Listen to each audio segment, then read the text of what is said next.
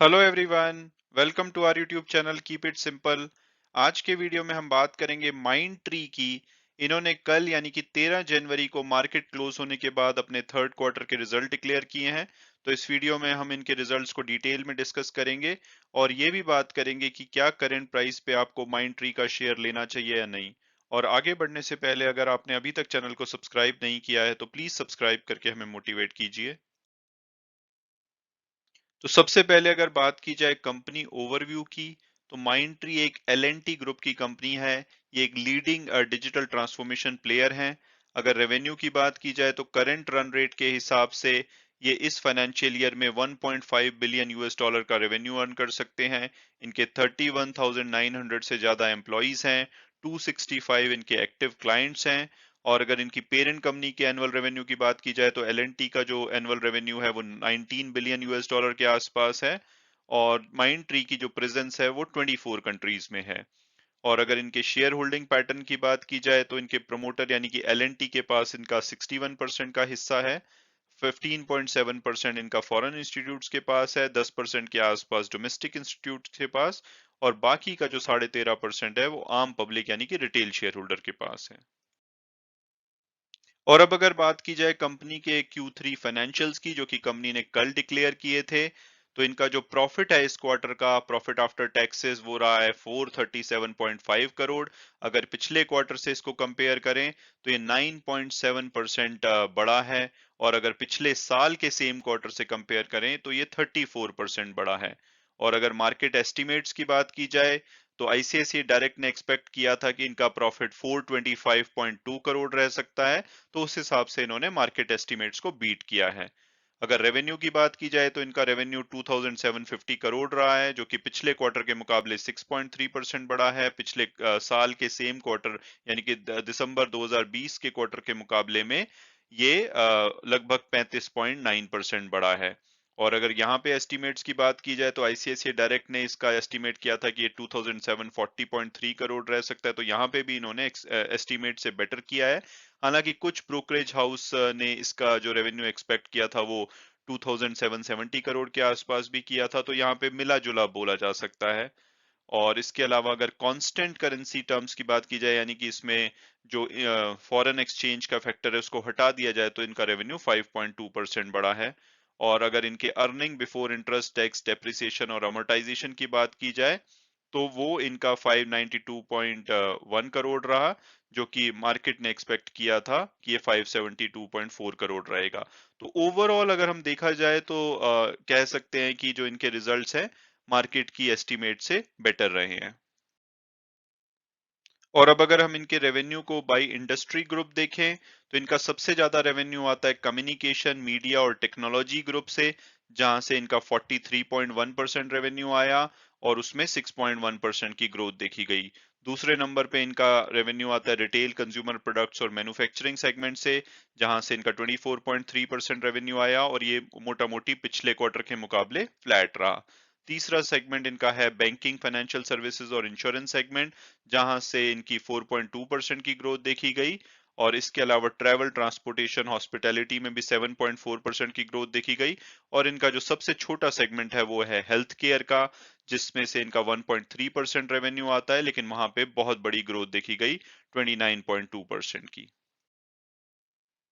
और अब अगर हम सर्विस लाइन और ज्योग्राफीज की बात करें तो सभी सर्विस लाइन में पिछले क्वार्टर के मुकाबले ग्रोथ देखी गई। सबसे ज्यादा इनके डेटा एंड इंटेलिजेंस में, जहां से इनका 14.8% रेवेन्यू आता है, वहां पे 7.7% की ग्रोथ देखी गई।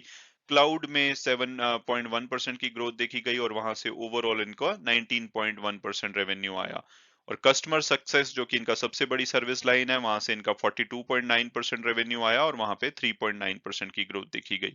और अगर ज्योग्राफीज की बात की जाए तो इनका सबसे ज्यादा रेवेन्यू नॉर्थ अमेरिका से आता है, जहां पे कि 5.1% की ग्रोथ देखी गई। इनका 73% रेवेन्यू नॉर्थ अमेरिका से आता है। और अगर सभी ज्योग्राफीज की बात करें तो सिर्फ यूके एंड आयरलैंड है जहां पे 7.1% की रिडक्शन देखी गई, बट अदरवाइज सभी ज्योग्राफीज में इन्होंने अच्छा किया। सबसे ज्यादा इनका जो रेवेन्यू बढ़ा है वो एशिया पैसिफिक और मिडिल ईस्ट रीजन में बढ़ा है 14.7%। हालांकि ओवरऑल रेवेन्यू का सबसे कम पोर्शन इस रीजन से आता है।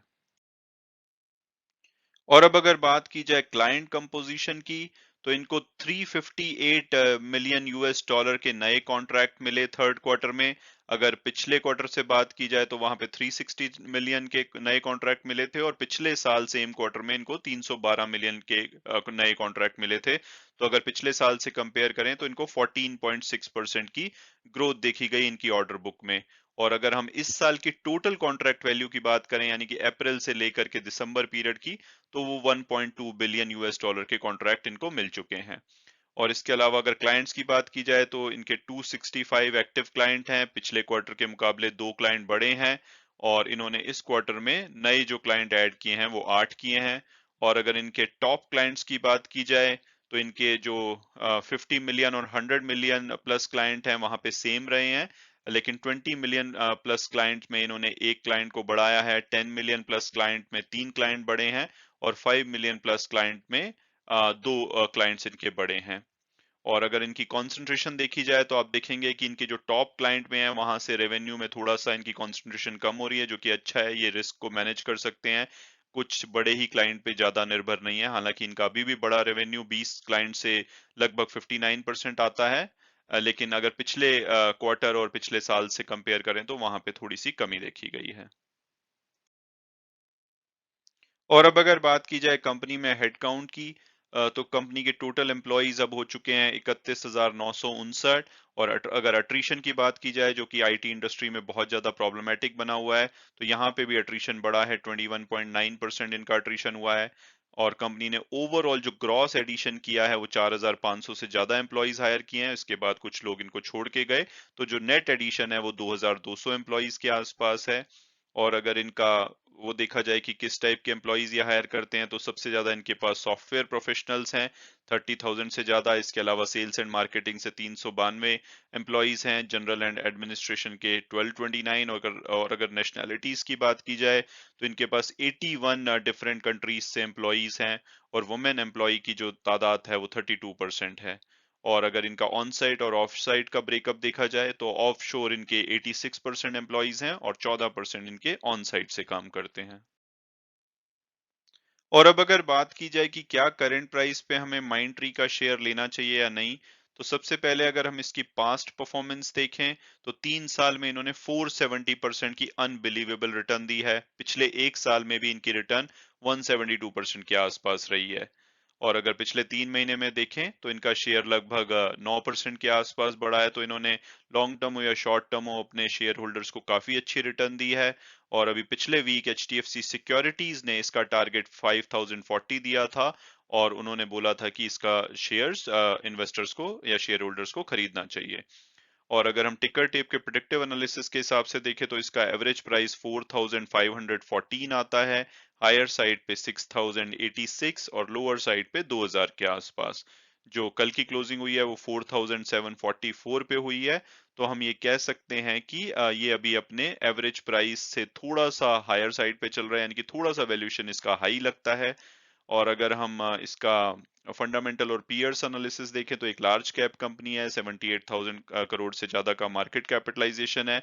इसका वैल्यूएशन थोड़ा सा ऑन द हायर साइड है, क्योंकि इनका शेयर पीछे बहुत तेजी से भागा है, उसकी वजह से थोड़ा इसका वैल्यूएशन हाई हो चुका है इन कंपैरिजन टू जो दूसरे बड़े आईटी की कंपनीज हैं। हालांकि रिटर्न ऑन इक्विटी इनकी अच्छी है, 26% के आसपास की, प्रॉफिटेबल कंपनी है, डेट फ्री कंपनी है। तो अगर मेरी पर्सनल ओपिनियन पूछी जाए तो मुझे लगता है कि कंपनी डेफिनेटली अच्छा कर रही है, और यहाँ से भी ये आराम से लगभग 10% की रिटर्न तो आपको दे सकती है आने वाले एक साल में। लेकिन मुझे इसका वैल्यूएशन थोड़ा ऑन द हायर साइड लगता है अभी, जैसे कि एचसीएल और विप्रो का वैल्यूएशन ज्यादा अट्रैक्टिव लगता है। और वो बड़ी कंपनीज भी हैं, और विप्रो में अभी अच्छी खासी करेक्शन देखी गई है क्योंकि उनके रिजल्ट्स एक्सपेक्टेशन से थोड़े से कम रहे हैं। तो ये एक अपॉर्चुनिटी हो सकती है उन कंपनीज में घुसने की, क्योंकि माइंड ट्री का वैल्यूएशन थोड़ा हाई है। अगर इसमें ठीक ठाक करेक्शन आती है तो मेरी पर्सनल ओपिनियन में तब घुसना बेहतर होगा। हालांकि अगर आपको इस पे विश्वास है तो ये यहाँ से भी 10 से इवन बेस्ट केस सिनारियो में 25% के आसपास की भी रिटर्न दे सकता है। लेकिन अगर इसको अच्छी खासी करेक्शन के बाद लिया जाए, अगर कोई मौके पे कोई करेक्शन आए तो वो बेटर रहेगा। और अगर आज अभी इनिशियल देखा जाए तो ऐसा लग रहा है कि जो कल यूएस की मार्केट है वो काफी ज्यादा गिरी है, तो हो सकता है कि थोड़ा सा दबाव आज इंडियन मार्केट में भी देखा जाए उसकी वजह से अगर इसमें करेक्शन आती है, हालांकि इसके रिजल्ट्स एक्सपेक्टेशन से बेहतर ही कहे जा सकते हैं या एज पर एक्सपेक्टेशन कहे जा सकते हैं, तो तब आप इसको कंसीडर कर सकते हैं, बट अदरवाइज थोड़ी सी करेक्शन पे ले तो बेटर होगा। और वीडियो क्लोज करने से पहले मैं हमेशा की तरह डिस्क्लेमर दूंगा कि जो भी व्यूज थे वो मेरे पर्सनल थे। अगर आप इसमें इन्वेस्ट करना चाहते हैं तो अपने फाइनेंशियल एडवाइजर से बात कीजिए। उसके बाद अगर आप कंफर्टेबल फील करते हैं तभी आप इसमें इन्वेस्ट कीजिए। Thanks so much for watching the video and God bless you all.